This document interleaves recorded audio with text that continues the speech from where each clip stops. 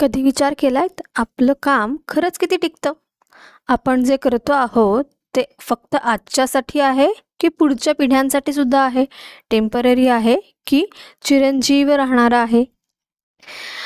ही सृष्टी स्थिर आहे, निसर्ग आपलं काम करतो आहे. पर्वत उभे आहेत, नद्या वाहता आहेत, सूर्य उगवतो आहे, चंद्र शांत प्रकाश देतोय, सूर्य त्याचा प्रकाश देतो आहे. या सगळ्यांच्या कर्मामध्ये सातत्य आहे आणि हे कुठलाही स्वार्थ त्याच्यामध्ये दडलेला नाही आहे. ते निस्वार्थी वृत्तीने ती गोष्ट देत आहेत. मग त्याच्यामध्ये मला काही येवो नाही तर न येवो, आपण त्यांना चिरंजीव म्हणू शकतो. मग आपलं काय? आपलं कर्म कोणत्या गतीने चाललंय? चला तर मग हे जाणून घेऊयात आजच्या पॉडकास्टमध्ये. पॉडकास्ट शेवटपर्यंत नक्की ऐका.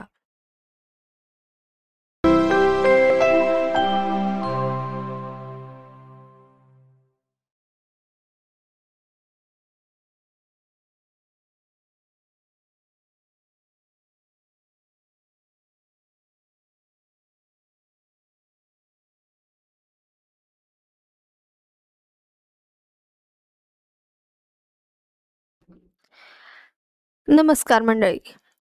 मनाचे श्लोक फॉर पर्सनल ग्रोथ या आपल्या पॉडकास्टमध्ये मी वीणा तुमच्या सगळ्यांचं स्वागत करते.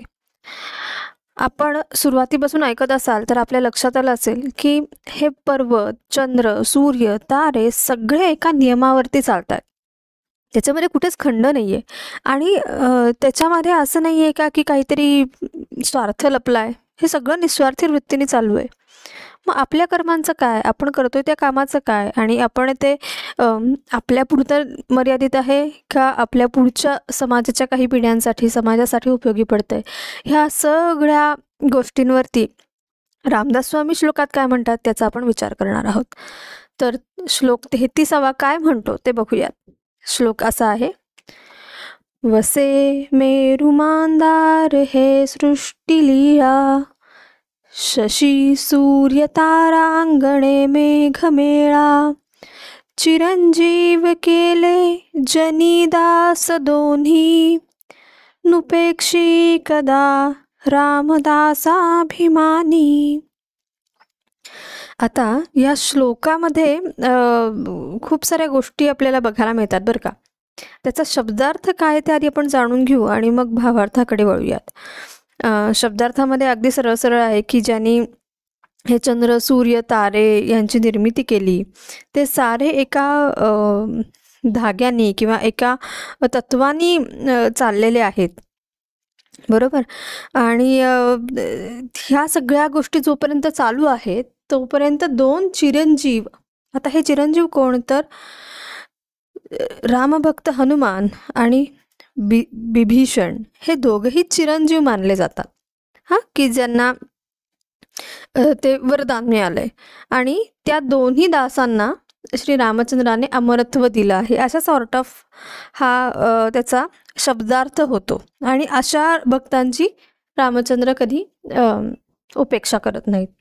आता हा भावार्थ काय म्हणतो किंवा आपण भावार्थ ह्याचा कसा घेऊ शकतो ह्याचा थोडासा विचार करूयात. खरं बघायचं झालं तर चिरंजीव म्हणजे काय हे थोडंसं आपण बघून घेऊयात. की चिरंजीव म्हणजे काय? जे दीर्घकाळ टिकणारं आहे, जे लवकर त्याचा नाश होत नाही. आणि असं बऱ्याचदा म्हणलं जातं बघा की हे चंद्र, सूर्य, तारे जोपर्यंत आहे तोपर्यंत मी तुझ्याशी XYZ ही तुम्हाला गोष्ट दिलेली आहे वगैरे, असे आपल्याला एक इतिहासामध्ये काही शिलालेख किंवा अशी काही आपण जेव्हा इतिहासातल्या काही रचना बघतो, काही फिलॉसॉफिकल बुक्स वाचतो, त्याच्यामध्ये हे दिसतात स्टेटमेंट्स की चंद्र, सूर्य, तारे जोपर्यंत आहेत तोपर्यंत हे चालू राहील किंवा हे वचन असं राहील वगैरे. तर ह्याचा अर्थ काय आहे? तर हे जे काम आहे हे अशा प्रकारचं आहे की जोपर्यंत हे सृष्टीचं चक्र चालू आहे तोपर्यंत हे एका पिढीकडून दुसऱ्या पिढीकडे पास केलं जाईल. थोडंसं आपण हे काय त्याला म्हणतात आजच्या काळाशी रिलेट करून बघितलं तर अशा खूप साऱ्या गोष्टी आहेत की ज्या आपण वापरताना आत्ता सुद्धा यूज अँड थ्रोच्या कंडिशन्समध्ये वापरतो. म्हणजे त्याच्यामध्ये आपण हा बऱ्याचदा विचार करताना दिसतो का यावर थोडासा प्रकाश टाकूयात. की आत्ता माझं काम झालं त्याच्यानंतर मला त्याची गरज नाही आहे, पण त्या गोष्टी टाकून दिल्यावरती त्याचं पुढं काय होईल? आणि त्या गोष्टी टाकून दिल्या आम्ही आणि त्याच्यानंतर जर का ते पुढं रिसायकल झालं नाही, पुढं पोचलं नाही, तर ती निर्मिती ही किती फ्रुटफुल आहे. ती चिरंजीव राहील, पण ती माझ्यासाठी उपयोगाची आहे का? जसं आपण बऱ्याचदा बघतो की प्लास्टिकच्या बऱ्याचशा गोष्टी ज्या आत्ता खूप साऱ्या गोष्टींमध्ये रिसायकल करा किंवा पुनर्वापर करा ह्या गोष्टींसाठी चालू आहे. कारण की ती अशी गोष्ट, असं मॉलिक्युल्सचं कॉम्बिनेशन आहे की जे डिझॉल्व्ह होत नाही, की जे काय त्याला म्हणतात, पटकन डिस्ट्रॉय होत नाही. ते खूप पिढ्यानपिढ्या राहतं. आणि काही गोष्टी अशा आहेत की जसं एखादी शिकलेली कला आहे, एखादी शिकलेली कौशल्य आहे, एखादं लावलेलं झाड आहे. ह्या गोष्टीसुद्धा पिढ्यानपिढ्या एका पिढीकडून दुसऱ्या पिढीकडे शिकवल्या जातात. आता आपल्याला निर्णय घ्यायचा आहे की मी एखादी गोष्ट चिरंजीव करताना त्याच्यामध्ये काय क्रायटेरियाज धरते. मी ज्या गोष्टींचा विचार करते किंवा करतो आहे त्या गोष्टींनी मला, समाजाला आणि एकूणातच माझ्या पुढच्या पिढ्यांना किती फायदा होणार आहे. नो डाऊट प्लास्टिकने आपल्याला खूप साऱ्या गोष्टी आपल्या सुकर केल्या. म्हणजे कदाचित जी गोष्ट काचेने होऊ शकत नव्हती ती आपल्याला प्लास्टिकमुळे शक्य झाली अगदी. आणि ते आपल्या रोजच्या आयुष्यातला छोटा भाग झालेला आहे की ज्याला आपण अवॉइड नाही करू शकत. पण ते किती प्रमाणात रिसायकल होतं आणि जर का ते डंप करायची वेळ आली तर ते डिस्ट्रॉय होतं का? ती सृष्टी त्याला रिसायकल करू शकते का? आणि जर का करू शकत असेल त्याला किती कालावधी घेतं? त्याचं प्रमाण वाढल्याने आपल्या पुढच्या पिढ्यांना, मग ते फक्त माणसाच्या नाही, प्राण्यांच्या असतील, माणसाच्या असतील, कीटकांच्या असतील, सर्व प्रजातीच्या पुढच्या पिढ्यांना किती उपयोगी पडतं आहे. आणि मग असं जर का असेल, त्याची उपयोगिता ही पुढच्या पिढ्यांसाठी घातक ठरणार असेल तर आपण त्याच्यासाठी काय विचार केला पाहिजे? चिरंजीवी म्हणजे चिरंजीवी ही थोडंसं अशाही अँगलने आपण विचार करून बघूयात की एखादी गोष्ट आपण निर्मिती करतो ती आपल्या पुरती मर्यादित राहून करतोय का इतरांसाठी सुद्धा ती उपयोगाने पडते. आता एक मध्ये ज्ञानेश्वर महाराजांनी ओवीमध्ये म्हणलं होतं की कर्म करिता जगाचे उद्धार व्हावे. म्हणजे आपण जे काम करतो आहे ते आपल्या जगासाठी, म्हणजे फक्त मनुष्य जातीसाठी नाही तर ते सगळ्यांसाठीच उपयोगी पडावं, ज्याचा निसर्गाला कमीत कमी हार्म व्हावा, जो निसर्गावरती लोड नसावा की ते मी कसं डायजेस्ट करू, ते कसं रिसायकल करू. करेक्ट आहे. किंवा तुकाराम महाराज सुद्धा म्हणतात की आपुले कर्म देव जाणे, की देवाला माहिती आहे की कोणत्या भावनेतून आपण कर्म करतो आहे. म्हणजे आता साधी गोष्ट आहे बघा की एखाद्या व्यक्तीला आपण मदत करायला जातो. मग ती मदत करताना आपल्या मनामध्ये काय भावना असतात? घे मेल्या एकदाच मोकळं कर मला, का तुला हवंय मी तुला दिलं, आता मला त्याच्याशी काही कर्तव्य नाही, तू त्याचं काय करायचं ते कर, किंवा हे मी दिलं याची माझी पाठी लागली पाहिजे, मला त्याचं श्रेय लगेचच्या लगेच मिळालं पाहिजे. आपण कोणत्या भावनेने करतो त्याच्यानुसार आपण त्या गोष्टीचं आपलं काम बोलत जातं की आपण त्याच्यामध्ये स्वतःचा काहीतरी हेतू, स्वतःचा काहीतरी स्वार्थ इन्व्हेस्ट करून जर का करत असू ते आपल्या बॅक ऑफ द माइंड सारखं वाजत राहणार की नाही बाबा ह्यांनी मला नाही केलं, मी ह्याचं एवढं सगळं केलं पण त्यांनी मला योग्य ते श्रेय माझा मानपान केलाच नाही. म्हणजे बॅक ऑफ द माइंड तुम्ही तीच गोष्ट घोळताय. जे काम तुम्हाला करून सॅटिस्फॅक्शन मिळालं पाहिजे, जे काम करून तुम्ही तुमच्या एका लेवलवरनं पुढं जायला पाहिजे सॅटिस्फॅक्शनच्या, त्याच्यावरती जाऊ शकत नसाल तर तुम्ही केलेलं काम खरंच कोणत्या हेतूने होतं ह्याचा विचार करायची खरंच गरज आहे. आता अगदी जरी असं म्हणलं की काम आहे किंवा एखादी गोष्ट करतो आहे पण त्याच्यामध्ये कर्तव्यसुद्धा येतात. म्हणजे आता आपण प्रत्येकजण काही ना काही कर्तव्यांनी बांधील आहोत. म्हणजे पालक म्हणून असेल तर मुलांशी आपण कसं वागतोय, जसं पेरणार तसंच उगवणार आहे. तर म्हणजे जर का आपण प्रेमाने, समजुतीने त्यांना योग्य गोष्टी काय, अयोग्य गोष्टी काय किंवा त्यांना इंडिपेंडंट होण्याच्या दृष्टीने जर का पुढे नेत असू, तर मुलंही तशीच घडत जाणार आहेत. आपण तसं वागत असू तर मुलंही तशीच घडत जाणार आहेत. जर शिक्षकसुद्धा शिकवताना संयमाने किंवा त्या गोष्टीचा व्यवहारता शिकवत, मूल्य शिकवत जर का करत असतील, तर मुलांमध्येही ते येत जाणार आहे. जर का शिक्षकही तसेच त्याच विचारांनी विचार करून शिकवत असतील तर. पण त्यांच्या वागण्या बोलण्यामधून सुद्धा ते दिसत असेल.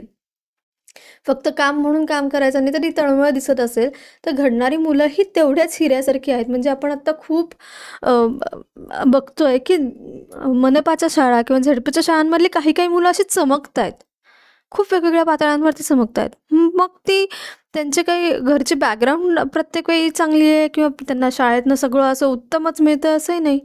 कधी कधी घरातनं मिळणारा सपोर्ट असेल, कधी कधी त्या शिक्षकांनी हेरलेल्या काही गोष्टी असतील ज्या लॅकिंग आहेत आणि त्याप्रमाणे तळमळीने शिकवणं असेल.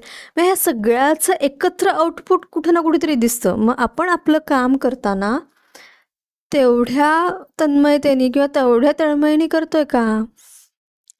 आणि जर का करत असू तर मग आपण असं म्हणू शकतो की हा, माझं काम काही पिढ्यांसाठी तरी चिरंजीव आहे.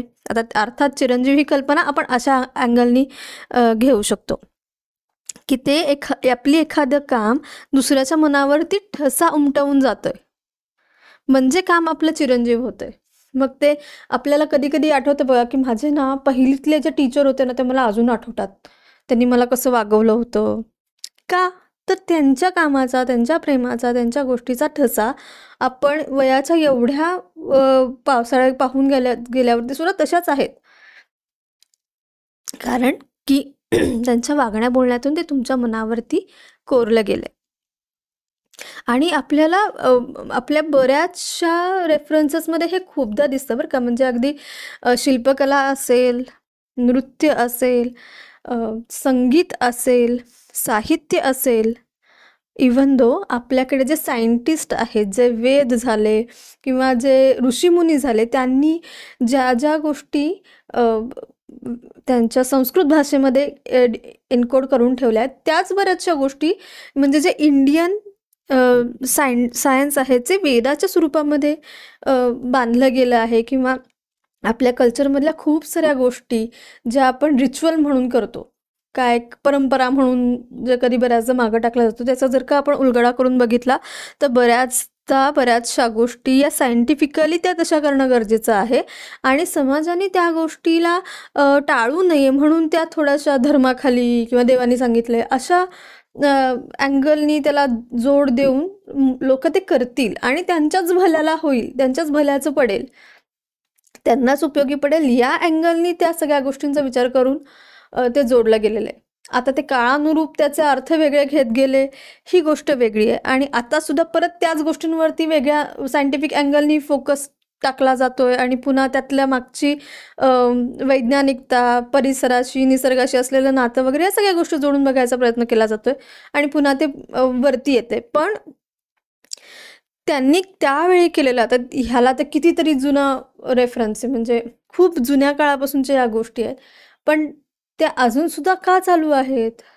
कारण तो फक्त तेवढ्या कालावधीसाठीचा केलेला विचार नाही आहे, तो पुढच्या बऱ्याच पिढ्यांच्या पूर्ण एक समाज रचनेचा विचार करून केलेला विचार आहे. करेक्ट आहे. मग हे काम चिरंजीवी आहे का? तर आहे. म्हणजेच आपण करत असलेलं काम हे कोणत्या भावनेने करतो आहे, हे ती गोष्ट चिरंजीव असेल का नाही हे ठरत जातं. म्हणजे बघा की जेव्हा भारतीय शिल्पकारांनी खूप साऱ्या गोष्टी, खूप सारे डान्समधले पोजेस ह्या अशा चितारून ठेवल्या आहेत की ज्याचा जर का आपण विचार केला तर अख्खा एक, म्हणजे मी भरतनाट्यमच्या काही गोष्टींचा विचार करून सांगते की त्यामध्ये काही स्कल्पचर अशी आहेत की ज्याचा जर का तुम्ही एकमेकांची एकसंध अभ्यास केला, जोडणी केली, तर आत्ताचे जे बाहेर वेस्टर्नमध्ये जे बॅले किंवा ह्या सगळ्या गोष्टी आहेत ना, त्यातली बेसलाईन जी आहे ते तुम्हाला त्या शिल्परचनांमध्ये मिळून जाईल. आणि त्याच्यावरती सुद्धा काहींनी PhD केली आहे, जी खरंच वाचण्यासारखी आहे. आय थिंक त्याला करण म्हणतात इंग्लिश. भरतनाट्यमच्या त्या पूर्ण सेगमेंटला कर्ण म्हणतात. आणि त्या कर्णांचा जर का तुम्ही अभ्यास केला तर तुम्हाला ते सगळे पोझिशन्स कशा निर्माण झाल्या, त्या एकमेकांशी कशा जोडलेल्या आहेत, आणि त्या जेव्हा एखाद्या परफॉर्म केल्या जातात तेव्हा तुम्हाला असं जाणवेल की बॅले डान्सची मुवमेंट्स कुठून येत आहेत किंवा त्याची मूळ उगम कुठं असू शकतो. म्हणजे हे खूप इंटरेस्टिंग आहे आणि हे अजूनही वेगवेगळ्या स्वरूपामध्ये दिसतंय. मग हे कर्म चिरंजीव आहे का? तर हो, नक्की आहे. आता आपल्या वैज्ञानिकांनी बघा की आर्यभट्टांनी जे आकाशातल्या काही गोष्टींचं निरीक्षण करून ठेवलं, त्याचे जे काही मार्किंग करून ठेवले, ते मार्किंग जे त्यावेळी त्यांनी केलं होतं ते आत्ताही सायंटिस्टना उपयोगी पडतं. पण गंमत कशी आहे की ते त्यांनी संस्कृत भाषेमध्ये जी त्यावेळेची जी भाषा आहे त्या भाषेमध्ये, आणि ती एन्कोडिंग डिकोडिंगला सहजासहजी अवेलेबल होती, आणि ती तशीही प्रचूर भाषा, म्हणजे इतकी सुंदर भाषा आहे की तुम्ही जसे त्याचे अर्थ लावाल तसे ते मिळतं. आणि ते सहजासहजी सगळ्यांपर्यंत का पोचावं, हाही एक भाग आहे ना. जे त्या गोष्टीला डिझर्व करतात त्यांच्यापर्यंत पोहोचणं हे गरजेचं आहे. त्या अँगलनी त्या भाषेमध्ये त्यांनी एन्कोड केलेलं आहे. आणि त्याचे जेव्हा आत्ताच्या काळामध्ये शोध लागतात तेव्हा आपल्याकडे ह्या गोष्टी होत्या ह्याचं आपल्याला जाणीव होते. करेक्ट आहे. आणि अशा बऱ्याच गोष्टी आपल्याला सापडत जातील जर आपण हे खूप विचारपूर्वक या गोष्टींचा आपण ॲनलाइज केलं तर. आता फक्त हे कसं आहे की